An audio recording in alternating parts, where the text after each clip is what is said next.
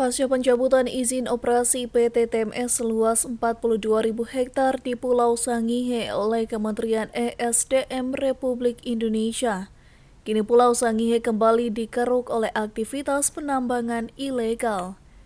Gerakan perlawanan masyarakat Sangihe yakni Save Sangihe Island, Julta Kaliwang mengatakan, pihaknya menduga setelah izin dicabut PT TMS melakukan kerjasama dengan pihak lain yang kemudian membangun aktivitas tambang ilegal. Tanggal 8 September 2023, Kementerian SDM sudah secara resmi mencabut izin PT TMS. Jadi apapun izin yang lain yang dimiliki TMS itu sudah tidak bisa berlaku karena izin utamanya itu atau peningkatan izinnya itu sudah dicabut. Nah, pertambangan ilegal di sana sekali lagi terjadi sangat masif di depan aparat dan pemerintah. Jadi penegakan hukum di Sangihe itu tidak ada. Masyarakat Sangihe sangat jauh dari keadilan.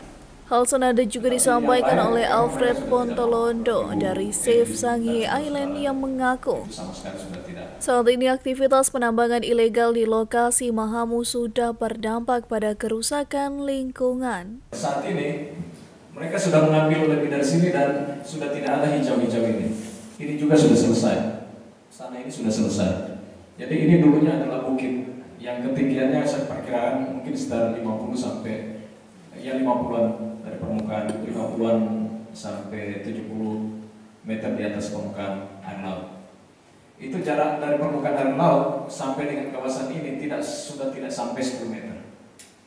Sementara itu, warga desa Bowone LB Peter mengaku masyarakat di desanya sudah mendapatkan dampak dari adanya aktivitas penambangan ilegal di lokasi Mahamu. Bilang bahwa ibu di sini saya hanya melihat bahwa ada penyakit benjolan, lalu airnya itu mengalir ke perut. Kemudian 2 minggu kemudian setelah kami pulang dari dokter, ibu itu meninggal. Tetapi sebelum ada perusahaan ini di kampung kami, saya rasa tidak ada penyakit benjol-benjol. Itulah yang membuat saya bicara. Warga pun berharap tindakan tegas di aparat hukum untuk menindak para pelaku penambang ilegal di Sangihe. Tim Liputan Kawanua TV melaporkan.